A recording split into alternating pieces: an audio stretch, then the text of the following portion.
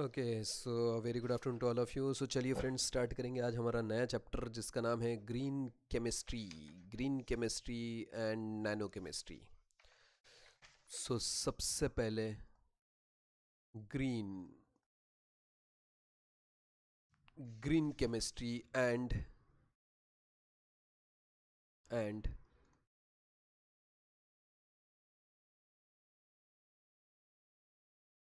Nano chemistry है ना। सो ये हमारा 16 नंबर का चैप्टर है। सो सबसे पहले हम देखेंगे कि what is mean by green chemistry. देखिए, जो ग्रीन कलर होता है ना, ग्रीन कलर ये एनवायरनमेंट से रिलेटेड होता है। याद रखिएगा, ग्रीन हाउस इफेक्ट एनवायरनमेंट को प्रिवेंट करने के लिए यूज़ होता है। सो ये जो जनरली ग्रीन कलर हम यूज़ करते हैं, सो ये इन्वायरमेंट के लिए ही यूज़ करते हैं। तो इसी के बेसिस पे हमें केमिस्ट्री का भी स्टडी करना है। सो it is the use of chemistry. Green chemistry means क्या होता है। सो पहला क्वेश्चन ये आएगा कि डिफाइन ग्रीन केमिस्ट्री। ये फर्स्ट क्वेश्चन है। ये पूरा थ्योरी टॉपिक है ना, इसमें रिएक्शन है ना कुछ है, केवल थ्योरी टॉपिक है जो आपको लर्न करना है। तो सबसे पहला क्वेश्चन आता है ग्रीन केमिस्ट्री के ऊपर, डिफाइन ग्रीन केमिस्ट्री। सो देखिए, it is a chemistry it is the use of chemistry for population for pollution prevention. Pollution को प्रिवेंट करने के लिए, पोल्यूशन मतलब जो भी आजू बाजू में हमारे पोल्यूशन हमें दिख रहा है उसको प्रिवेंट करने के लिए हम ग्रीन केमिस्ट्री का यूज़ करते हैं। So it is use of chemistry for pollution prevention by environmentally conclusion designing a chemical product and process that reduced or eliminate the use of generation of hazardous substance. The concept of green chemistry was contained by Paul T. Anastas, है ना। सो green chemistry generally क्या होता है, देखिए ये पूरा theory topic है, आपको डेफिनेशन नोट्स में से लर्न करना पड़ेगा, लेकिन मैं आपको पूरा बता देता हूँ। ग्रीन केमिस्ट्री जो होता है वो यूज़ होता है एनवायरनमेंट को पोल्यूशन से फ्री करने के लिए, है ना। सो ग्रीन केमिस्ट्री का मेन यूज़ यही होता है कि भाई एनवायरनमेंट जो है हमारा वो पोल्यूशन फ्री होना चाहिए। सो हमारे पास पता है कि हमें बहुत टाइप के पोल्यूशन हमारे एटमॉस्फेयर में है। केमिकल पोल्यूशन तो बहुत बड़ा रोल है। आज यदि आप दिल्ली को देखते हो तो वहाँ पे पोल्यूशन लेवल बहुत ज़्यादा है। एयर में बहुत ज़्यादा हज़ार्डड गैस हैं, जिसके वजह से वहाँ की एयर बहुत ज़्यादा पोल्यूटेड हो चुकी है और बहुत ज़्यादा उसकी वजह से बीमारी वहाँ पे फैल रही है। सो ये एटमॉस्फेयर जो है ना वो बहुत ज़्यादा हम कहेंगे कि डैमेज हो रहा है, और जिसको कंट्रोल करने के लिए, डैमेज कंट्रोल करने के लिए या फिर उसको रिन्यू करने के लिए या फिर सुधारने के लिए जो केमिस्ट्री यूज़ की जाती है उस केमिस्ट्री को हम कहते हैं ग्रीन केमिस्ट्री। सो सबसे पहले तो आपको यही डेफिनेशन पूछी जाएगी कि what is mean by green chemistry. So pollution को कम करने के लिए एटमॉस्फेयर से जो केमिस्ट्री यूज़फुल होती है उस केमिस्ट्री को हम कहते हैं ग्रीन केमिस्ट्री। इसका डेफिनेशन ऑलरेडी है। सो ये ग्रीन केमिस्ट्री का यूज़ क्या होगा कि भाई पोल्यूशन कम होगा। कैसे कम करेंगे, तो भाई जो हज़ार्डस सब्सटेंस है उसको ट्राई करेंगे कि वो कम होना चाहिए, या फिर उसकी जनरेशन ही कम हो जानी चाहिए हज़ार्डस सब्सटेंस की, है ना। अब वो हज़ार्डस सब्सटेंस एयर में भी हो सकता है, वाटर में भी हो सकता है, लैंड पे भी हो सकता है, कहीं भी हो सकता है। ऐसा ज़रूरी नहीं है कि वो एयर में ही रहेगा, है ना। और यही सब कंसेप्ट जो आते हैं वो ग्रीन केमिस्ट्री के अंदर आते हैं। सो ग्रीन केमिस्ट्री के कुछ प्रिंसिपल हैं, है ना। सो आपको नेक्स्ट क्वेश्चन यही आएगा कि भाई write the 12 principle of green chemistry, या write and list the 12 principle of green chemistry. So green chemistry के जो प्रिंसिपल है वो टोटल 12 प्रिंसिपल आते हैं। सो टोटल 12 प्रिंसिपल यहाँ पे है ग्रीन केमिस्ट्री के, याद रखिएगा 12, है ना। सो इसमें से वन बाय वन हम सभी को पढ़ने वाले हैं। टोटल 12 प्रिंसिपल और ये पूछा जाता है। And list the 12 principle of green chemistry, ये क्वेश्चन आता है, या फिर write the 12 principle of green chemistry, ये भी आता है। So there are 12 principle of green chemistry. Green chemistry को एक्सप्लेन करने के लिए 12 प्रिंसिपल है, जिसमें से पहला है प्रिवेंशन ऑफ वेस्ट और बाय प्रोडक्ट। सो फर्स्ट हम यहाँ पे लिखेंगे, देखिए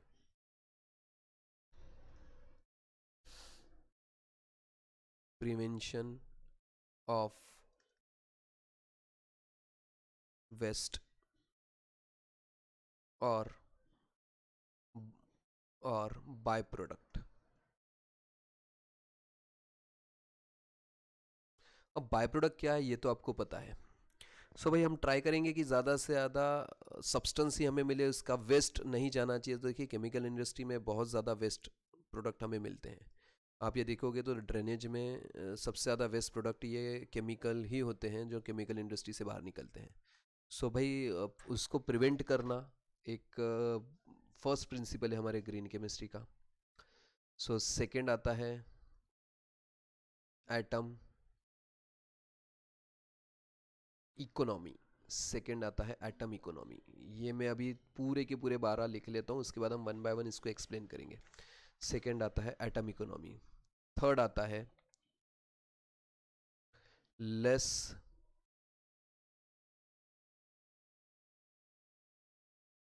लेस हजार्डस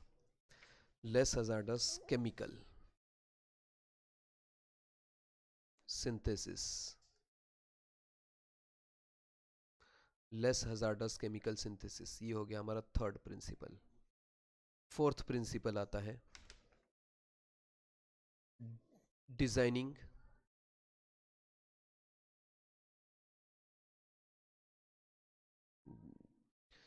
सेफर केमिकल। ठीक है। नंबर फिफ्थ हमारा आता है यूज सेफ, या फिर हम कहेंगे safer solvent. Use of safer solvent, जो सॉल्वेंट यूज करते हैं वो जनरली सेफ होने चाहिए, है ना। सो सेफ सॉल्वेंट का यूज करना, ये हो गया नंबर 5। नंबर 6 देखते हैं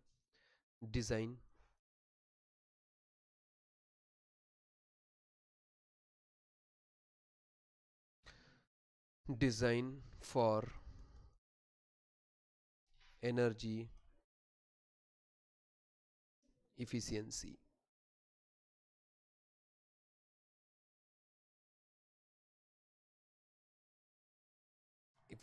ये हो गया नंबर 6।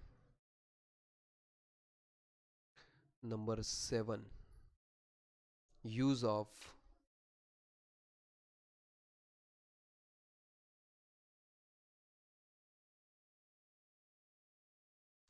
Renewable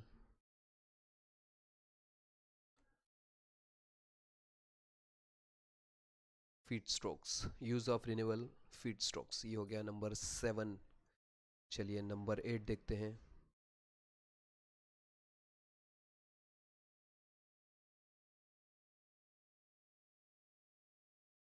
reduce derivatives. ये होता है नंबर 8 रिड्यूस डेरिवेटिव्स। अब डेरिवेटिव्स क्या है ये ऑलरेडी आपको पता है ना।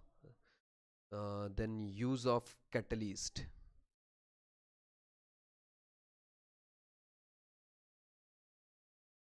यूज ऑफ कैटलिसिस, है ना। नंबर 10 डिजाइन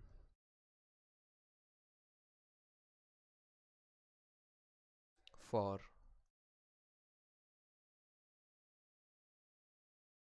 सबसे बड़ा प्रॉब्लम तो यही है, डिज़ाइन फॉर डिग्रेडेशन, है ना। डिग्रेडेशन होना चाहिए भाई, किसी का भी यदि नेचुरल डिग्रेडेशन हो जाता है तो उसमें ज़्यादा प्रॉब्लम नहीं आती है। फॉर एग्जांपल प्लास्टिक के लिए हम यूज़ यहाँ पे कर सकते हैं, है ना।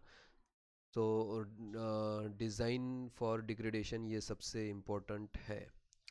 नेक्स्ट है रियल टाइम एनालिसिस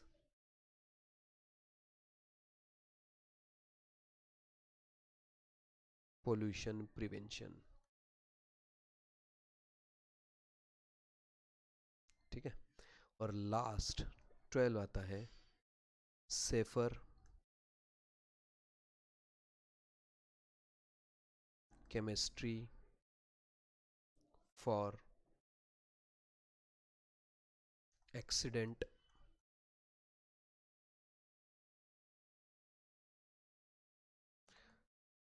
प्रिवेंशन, है ना। Safer chemistry for accident prevention. So ये वन बाय वन हमें इतने पॉइंट्स यहाँ पे पढ़ने हैं। ये सभी के सभी 12 प्रिंसिपल है ग्रीन केमिस्ट्री के। सो ग्रीन केमिस्ट्री के 12 प्रिंसिपल क्या होते हैं यहाँ पे मैंने ये सभी के सभी यहाँ पे लिख दिए हैं, है ना।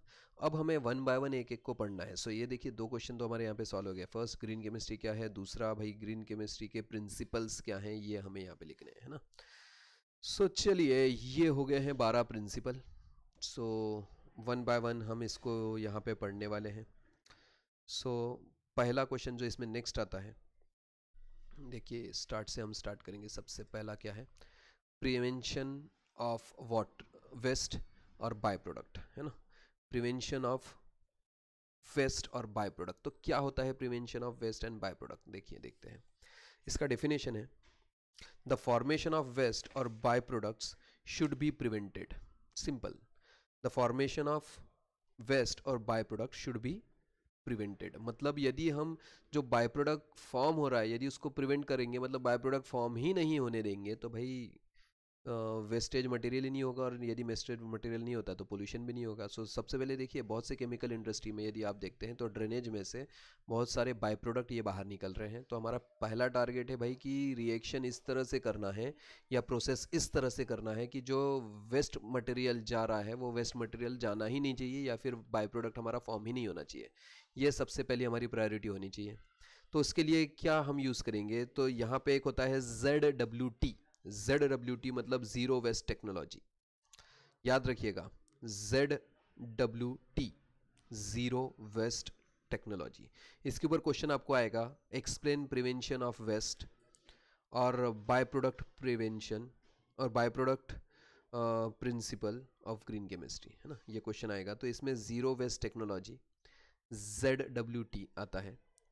इसका एम्स क्या है, तो देखिए यहाँ पे क्वेश्चन भी आता है, what is the aim of ZWT, ये क्वेश्चन आपको आ सकता है ना। ZWT का एम क्या है, so the aim of ZWT to produce zero और minimum waste product, to produce zero और minimum waste product and use the waste product of one system as the raw material of other system, है ना। सो देखिए ये main ZWT का M है। क्या है सबसे पहले एम, तो ZWT का ज़ीरो वेस्ट टेक्नोलॉजी जो हम कहते हैं। So it is the zero waste technology aims to produce zero और मिनिमम वेस्ट प्रोडक्ट। ज़ीरो और मिनिमम, मिनिमम मतलब सबसे कम, ज़ीरो और minimum waste product to use the waste product of one system as a raw material of another system. मतलब यदि एक system हमने एक प्रोसेस कर लिया, उसका जो कुछ भी वेस्ट प्रोडक्ट हमें मिल रहा है उसको यूज़ करेंगे दूसरे सिस्टम या दूसरे प्रोसेस के रॉ मटेरियल के रूप में। मतलब जैसे एक ए सिस्टम है, उसमें हमें कुछ वेस्ट प्रोडक्ट मिला है, पहले तो हम ट्राई करेंगे कि भाई वेस्ट प्रोडक्ट या बाय प्रोडक्ट सबसे कम मिलना चाहिए, बहुत कम मिलना चाहिए, है ना। अब सपोज बहुत ट्राई करने के बाद भी कुछ ना कुछ बाय प्रोडक्ट यहाँ पे हमें मिल रहा है, तो भाई उसका जो बाय प्रोडक्ट हमें मिला है उसको हम यूज़ करेंगे as a raw material for another system, या दूसरे प्रोसेस के लिए। पहले प्रोसेस का जो वेस्ट प्रोडक्ट मिला है उसको हम as a raw material use कर सकते हैं, तो हमारा वेस्ट भी जो है वो यूज़ होने वाला है। सो वेस्ट नहीं जाएगा तो हमें पोल्यूशन के चांसेस भी कम हो जाएंगे, याद रखिएगा, है ना। एग्जाम्पल, यदि बॉटम ऐश जो मिलती है थर्मल प्रोडक्ट में, थर्मल पावर स्टेशन में जो बॉटम ऐश मिल रही है, bottom ash of thermal power station can be used as a raw material for cement and brick industry. Thermal power product जो होता है या फिर थर्मल पावर प्लांट जो होता है, उसमें कुछ बॉटम में ऐश मिलती है, ऐश आपको पता है, राख जो मिलती है, उसका यूज़ हम कर सकते हैं भाई सीमेंट इंडस्ट्री में या फिर ब्रिक इंडस्ट्री में। सो सीमेंट या ब्रिक इंडस्ट्री के लिए हम उस वेस्ट प्रोडक्ट का यूज़ कर सकते हैं। सो उसको बाहर भाई फेंकने से अच्छा क्या है कि उसका यूज़ कर लो। सो थर्मल पावर प्लांट में जो ऐश हमें मिलती है उस ऐश का यूज़ हमें कहाँ करना है, उसका यूज़ हमें करना है सीमेंट इंडस्ट्री में या फिर ब्रिक इंडस्ट्री में। उसको फेंकने से अच्छा तो उसका यूज़ कर लेंगे, तो उसका कहीं ना कहीं हमारा पोल्यूशन भी कंट्रोल हो जाएगा। ओके, सो ये हमारा मेन एक एग्जांपल है जिसमें हम कहेंगे कि प्रिवेंशन ऑफ वेस्ट और बाय प्रोडक्ट, ये जो पहला हमारा प्रिंसिपल था उसके ऊपर हमने ये पूरा का पूरा एक्सप्लेनेशन दे दिया है ना। सो चलिए ये हमारा एक यहाँ पे कंप्लीट होता है। इसमें एक और हम देखते हैं, लिखिए next question, what is sustainable development. What is sustainable development, sustainable development क्या होता है। मतलब सस्टेनेबल डेवलपमेंट का एक सबसे बेहतरीन यूज़, या फिर यहाँ हम कहेंगे कि what is mean by sustainable development, तो आपके नोट्स में इसका डेफिनेशन है, मैं आपको एक्सप्लेन कर देता हूँ कि सस्टेनेबल डेवलपमेंट क्या होता है ना। सो भाई डेवलपमेंट इस तरह से हमें करनी पड़ेगी कि उस डेवलपमेंट से कोई भी हजार्डस सब्सटेंस नेक्स्ट जनरेशन के लिए नहीं रहेगा, है ना। मतलब हम डेवलपमेंट तो कर रहे हैं, लेकिन भाई उस डेवलपमेंट की वजह से बहुत से हजार्डस सब्सटेंस यदि फॉर्म हो रहे हैं, अनवांटेड सब्सटेंस यदि फॉर्म हो रहे हैं, जो हमारी नेक्स्ट जनरेशन को या आने वाली जनरेशन को यदि, या फिर एटमॉस्फेयर को यदि पोल्यूशन, वहाँ पे एटमॉस्फेयर में पोल्यूशन क्रिएट करेंगे, तो भाई वो डेवलपमेंट कोई काम की नहीं है। सो सस्टेनेबल डेवलपमेंट यही होगा कि भाई एक इस तरह से डेवलपमेंट हमें करनी पड़ेगी कि उसका साइड इफ़ेक्ट नेक्स्ट जनरेशन या आने वाले टाइम में एटमॉस्फेयर पे नहीं होगा। सो उस डेवलपमेंट को हम कहेंगे सस्टेनेबल डेवलपमेंट। ऐसी डेवलपमेंट जिसको हम सस्टेन कर सकते हैं भाई आगे, उस डेवलपमेंट को हम कहेंगे सस्टेनेबल डेवलपमेंट, है ना। सो ये होती है आपकी सस्टेनेबल डेवलपमेंट। सो फ्रेंड्स, आज हमने प्रिंसिपल पढ़ लिए हैं, ग्रीन केमिस्ट्री क्या होता है वो पढ़ लिया है, उसके बाद सस्टेनेबल डेवलपमेंट भी पढ़ लिया है। नेक्स्ट लेक्चर में हम देखेंगे कि भाई एटम इकोनॉमी, ये जो देख रहे हैं ना एटम इकोनॉमी क्या होता है, ये हमारे हम नेक्स्ट लेक्चर में देखेंगे। सो फ्रेंड्स, आज हम यहीं रुकते हैं, फिर इसको नेक्स्ट लेक्चर में कंटिन्यू करेंगे। So that's all for today. Thank you.